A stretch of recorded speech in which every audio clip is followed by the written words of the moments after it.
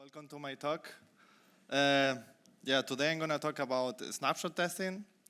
So what is snapshot testing, how we can benefit from it, and I will also give you some advice about how to do it effectively. So let's get started. What is actually snapshot testing? So snapshot testing is a special type of UI test in which we inflate a view, we take a screenshot of it, and then we compare this screenshot to another one that we have previously taken, and is considered our source of truth. And snapshot testing has been in the Android world for a while, so since October 2015, when Facebook released the first version of their open source library. And since then, snapshot test has been more widely used than UI tests by big tech companies. What do I mean with big tech companies? So I mean companies like Uber, for example, with thousands of snapshot tests and just a handful of UI tests, or Spotify with over 1,500 snapshot tests.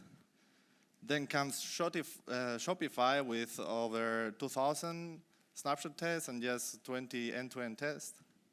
And then there are companies that go all the way. They go all in, like Airbnb with 30,000 snapshot tests, what is really, really a lot. So, why do big companies write more snapshot tests than UI tests, you may be wondering. So, in order to answer that question, we have to compare UI tests to snapshot tests regarding how hard they are to write and maintain, and how fast they run, right? So if you have ever written UI tests, you probably know that it's a little bit complicated sometimes. So basically, in UI tests, we interact with views, and to interact with views, we use view matchers. So we have to find the view matchers that are unique to the view we want to interact with. So we start writing tests like, okay, view with ID ABC, let's say, click, and then you run your test and you get something like, oh, ambiguity view matcher exception, because Espresso found that there are more views with the same ID on the screen, right? And you have to deal with this ambiguity, for example. And that's only for one view. What happens if we are interacting with more views, as usually happens in UI tests? So, we also have to consider that the more interactions, the longer the test runs. So even for a very small UI test, in which we have 2 to 3 interactions, it could take 5 to 10 seconds, right? But on the other side, we have our, brand new shiny guy, the snapshot test. And things are much more simpler there. Like, you just inflate a view under a given state and you record the snapshot. And this inflation of the view and recording the snapshot takes even less than 1 second, what is really, really fast for a UI test. So, you may be wondering, okay, if snapshot tests are easier to write and they are faster, so why am I still writing UI tests? The thing is, they are not mutually exclusive. They complement each other. So why? Because UI tests actually focus on the interaction, on the navigation. So what is displayed after I click on a view, scroll this recycle view, and swipe this other view, or where I'm navigating to. When I click on this button, I navigate to another screen. And on the other hand, the snapshot tests focus on the how the view is displayed. They focus on the visuals. And that's something that I want you to take away from this. So the next point is the motivation to write a snapshot test. Why? So as I've already mentioned, snapshot tests focus on the visual bags. And with visual bags, I mean things like this. So let's go one by one. So unexpected changes from library updates. So no library is bug-free. And sometimes some updates, although they introduce nice features, they also introduce some bugs. And some of those bugs could be visual. For example, bugs in material design components or on constraint layout, right? And with a snapshot test, we can really catch those regressions. So the second point is spacing, styling, and themes. Especially with themes, we want to make sure that the colors are applied correctly to every single UI component in light theme, as well as in dark mode. And the very last point is layout correctness. Here I have several subpoints. So for example, if a text view has very long text, does it ellipsize or becomes multi-line, or does the text cut? And the next point would be view overlapping. So when we change the visibility of some UI components, do the other elements keep proper spacing among them, or do they all overlap like here? And another interesting point is languages, especially right-to-left languages. Because although we want to make sure that all the elements keep harmony between them, sometimes there are some icons that need to be mirrored. And there are other considerations when testing right-to-left languages. I'm not going to talk about that anyway. So the very last point is system font sizes. This is an interesting one. So basically, when you set the system font size to huge, for example, it makes all text view have longer text. And that can create issues like text cutoff, view overlapping, or insufficient spacing among other elements. So in order to understand this better, I'm going to show you an example that would be this dialog. And Android Studio actually comes with a layout validation. In that layout validation actually helps us to test our layouts or verify our layouts under different configurations, like different languages, different screen sizes, different themes, and among all these things, also different font sizes, right? And here is what the other layout, our dialog layout would look like for large and largest font sizes. So everything looks fine if we compare it to the normal one on the emulator, except that the bullet points are missing. And that's basically because layout validation only knows about the layout itself, but we are adding these bullet points dynamically in code. So that's one of the disadvantages of the layout validation. You cannot really verify what it looks like when you are adding some views dynamically. But anyway, let's skip that. Everything looks fine apart from that. So we want to ensure that what is being displayed in this layout validation is close to reality. Yeah, so what we can do is go to the emulator, go to the settings app, display, font size, and there the slider that you see at the bottom, just to the rightmost. And then we see what is displayed, yeah? And it's displayed something like this. What is a broken layout, so not enough spacing, the delete button looks broken, as well as the background and so on. And compared to the layout validation, it was not reflected there, yeah? So, you may be thinking, okay, Sergio, I really understand, that there are some problems if you set the font size too huge. But let's be honest, how many people really set the font size to something that is not normal, to large or largest? So I can tell you, in one of the apps I was working, we were actually tracking this when the user was entering a screen, and the results were like this. So it was out of 80,000 active users, and it was something unexpected, I have to say. Because if you take a look at large and largest together, they amount more than 20%, what is basically 1 every 5 users, more or less, what is actually a lot. So let's recap. So my advice is not to always trust the layout validation, because there are some problems, and actually the layout validation is emulating the Android drawing system. It's not really running on an emulator or a device. But on the other hand, manual validation is hard. You have to be playing with the settings. Yeah, you have to check for normal and huge font size, and maybe also light and dark theme, and left to right languages and right to left languages. So it's very cumbersome. So how can we solve this problem? We can use a snapshot test. Yeah, we can easily automate hard configurations, so we don't have to play around with the settings app. And additionally, they help us to catch regression bugs. So if we make some unintentional change that affects the UI, we get notified. So the next point is how actually snapshot testing works, because it's different from unit testing. So the most important is that there are basically two tasks. There is the record task and the verify task. Usually the frameworks for snapshot testing provide these two. And the record task is basically recording a snapshot of a view that we have inflated. And usually this task is executed locally by the developers.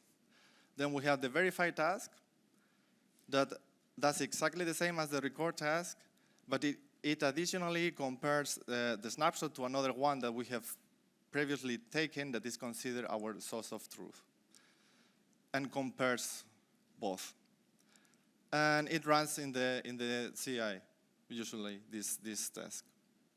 So now let's see the process of snapshot testing, right? So first of all, you have to write a test, obviously.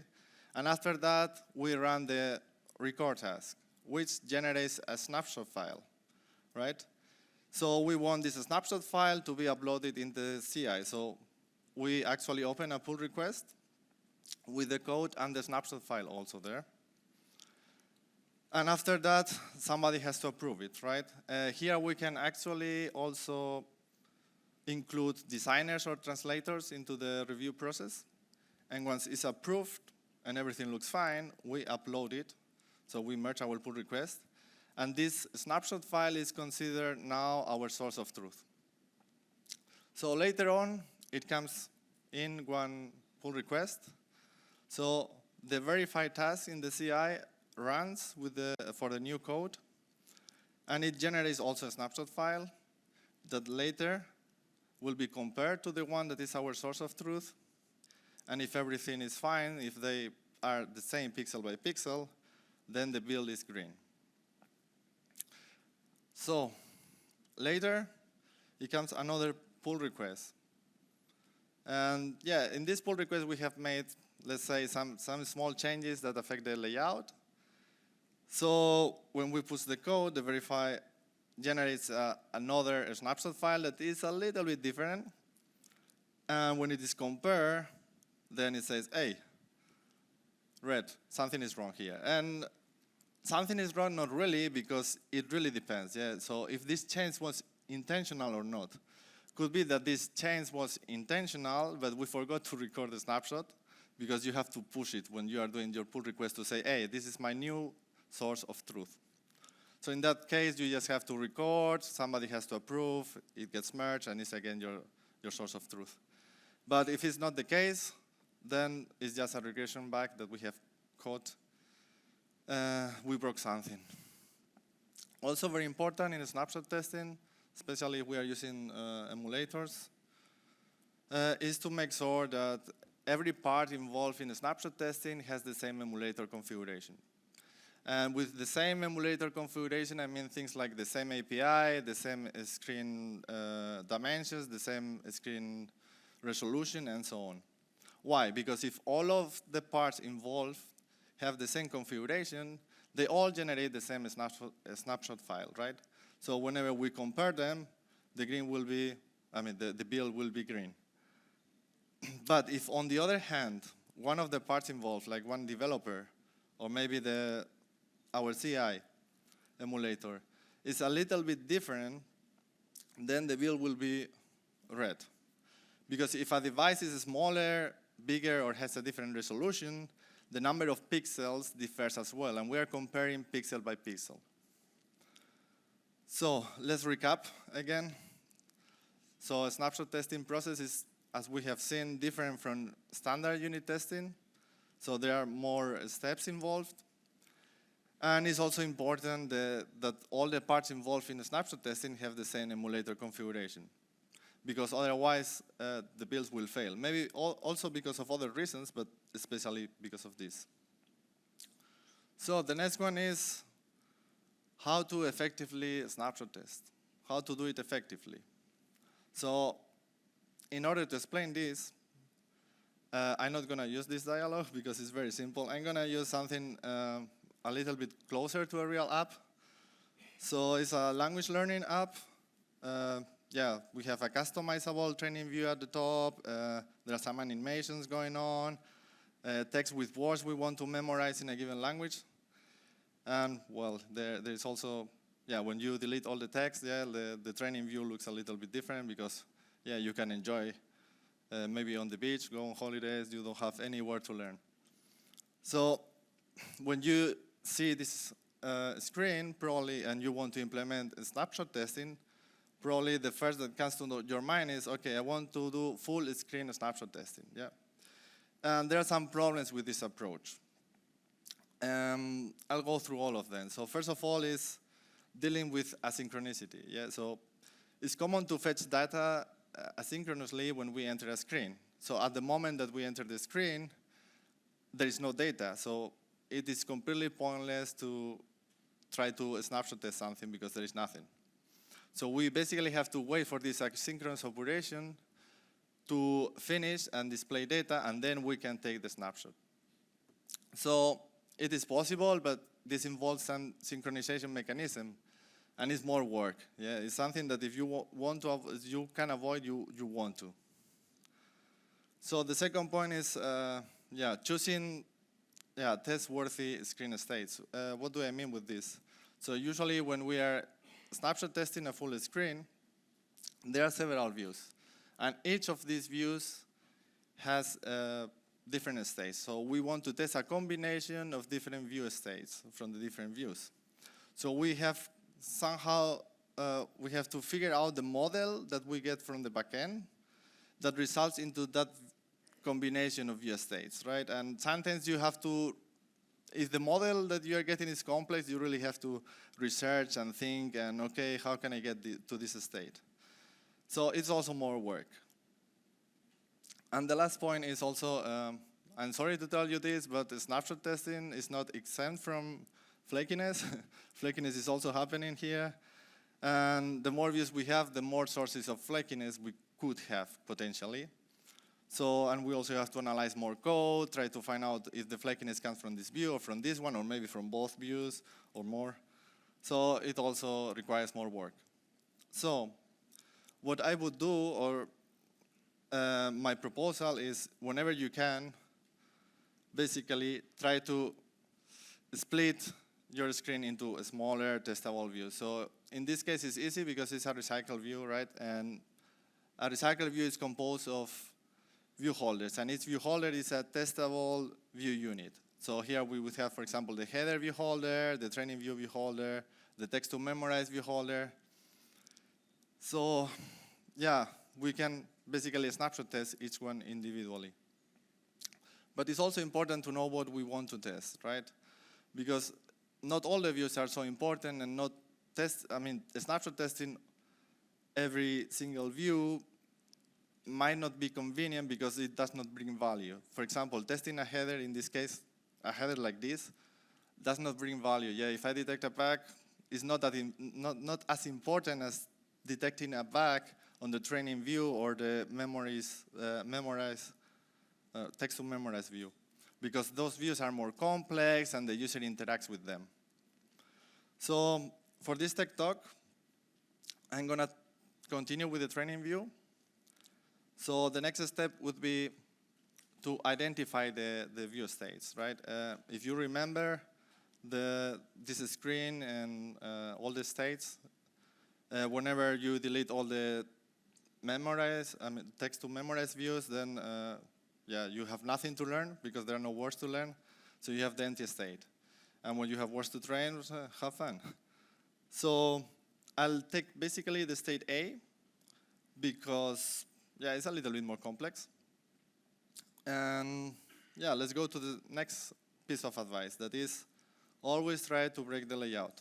What do I mean with this?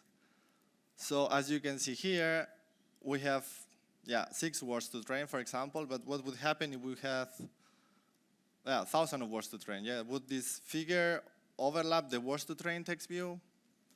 Another thing is, for example, when we have a lot of languages. Here, for example, I'm supporting 7 languages, so it's missing the Latin languages, so Spanish, Italian, French, and Portuguese. And it looks like there is not enough space for all the flags to fit in. So how would it be reflected here on the UI? And another thing is yeah, the huge system font size, yeah, what would happen, as we have seen previously. And yeah, to make it more interesting, also what happens when we have also a device with a narrow screen. So now we want to translate basically all those things into something that we can use in our test. So let's create some mock data that we will use in our test, and this will translate into something like this. So here, basically, there are 2 points. The one that is what we use in our training item. The training item is the data model that we are passing to our view holder in production. And for this, yeah, I'm using just that every language has almost 1 million of words to learn. And yeah, we are passing also all the languages. And additionally, we also have some external factors, that is the huge font size and the narrow screen. So the next step is writing the snapshot test itself once we have already the data we want to use for our test. And for that, I'm going to use a framework called Shot from Pedro. But there are actually other frameworks like Testify from Shopify, also Paparazzi from Cash App that runs the test on JVM. But I'm experienced with this, so I'm going to show you how to do it with Shot. So the test itself would look like this. So first of all, we want to launch an activity scenario, in this case with the set font scales that we are passing as argument. And here it's very important that the context of this activity is used to style our layout under test. So I mean, with the style, I mean applying like material design attributes, because if we don't do it, they won't be displayed correctly on our view. Then we have to inflate the view with the context of this activity and bind the view to the mock data that we have passed as an argument. And then we have to wait for the UI thread to be idle. And all this has to happen on the main UI thread. And the last one is just a method from this library that actually is the one that records the screenshot. Shot actually comes with several handy methods for snapshot testing: view holders, dialogues, fragments, activities, composables also. Probably I'm forgetting something else, also normal views, custom views. So basically these are the 3 steps we need for the snapshot testing. And this is what it looks like all together, what is not too much, yeah? So the next one is how we are going to inject mock data into our test efficiently. So we're going to use parameterized test. Parameterized test will look like this. So let's go step by step. So first of all, we have to set the runner. In this case, a parameterized runner that comes actually with JUnit 4. You could use any other. And yeah, also important that we are passing the test item in the constructor. That's how actually the parameterized runner works. So the next step is to generate the test data. So here it's very important to notice that every single item in this array is a test. So we have as many tests as items in this array. And then the last part is just, the test. Yeah, so what we have already previously seen.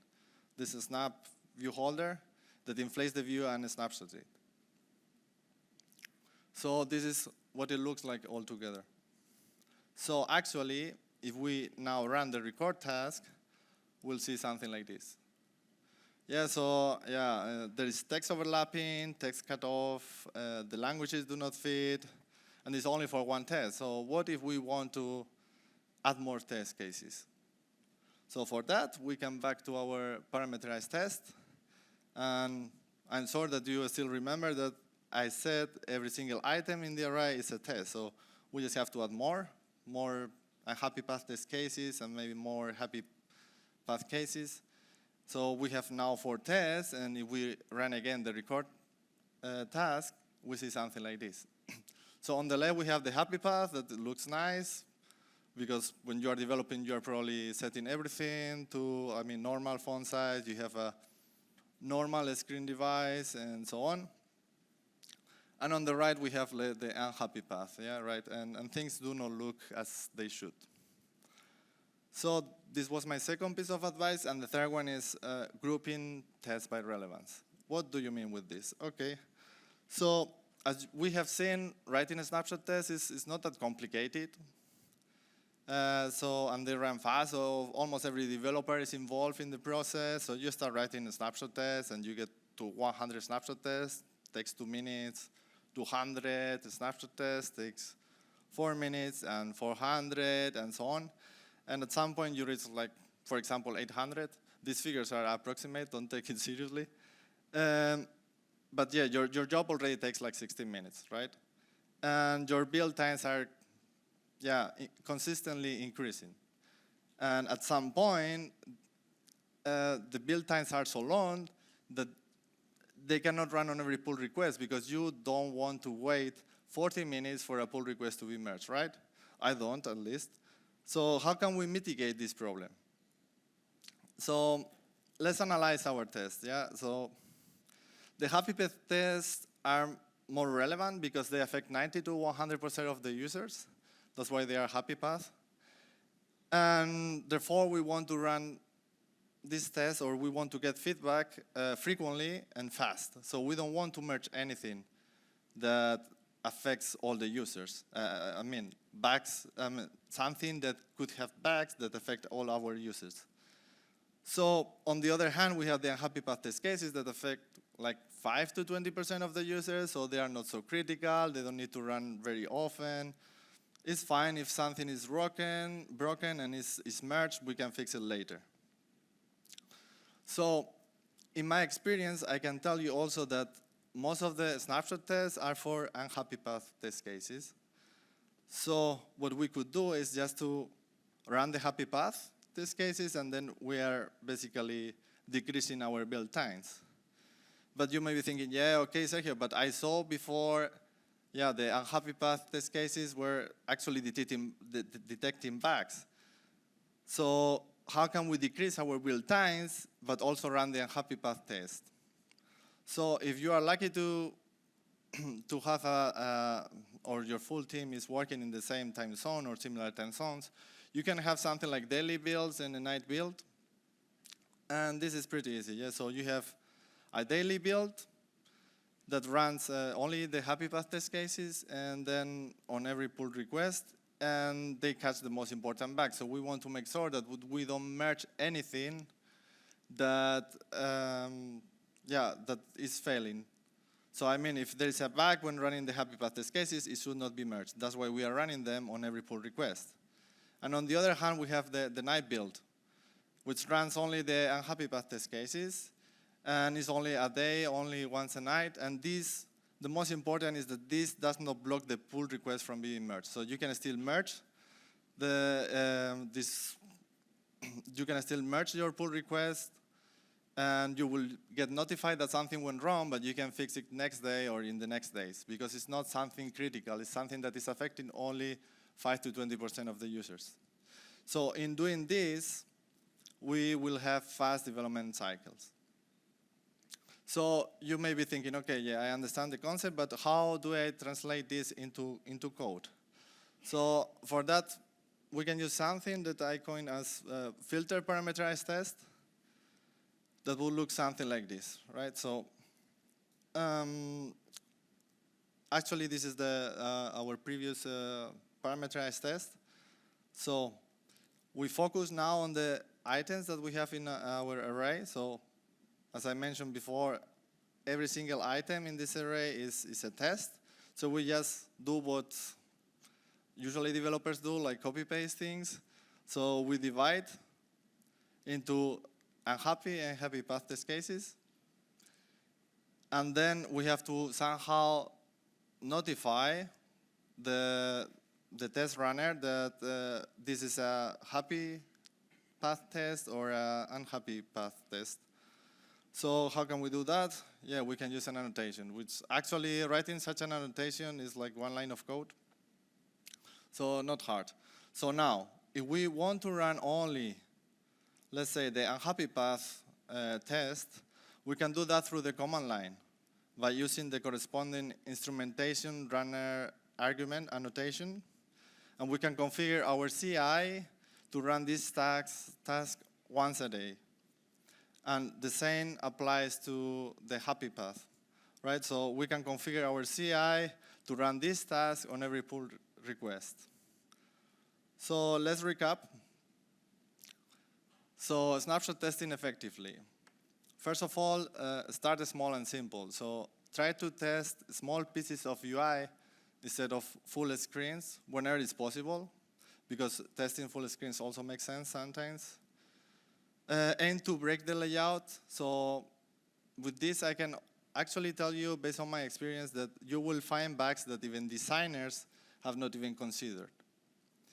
And the last one is to group test by relevance, because it gives you flexibility that can help to decrease build times in the future. And I guess this was pretty fast because this is the end of the talk.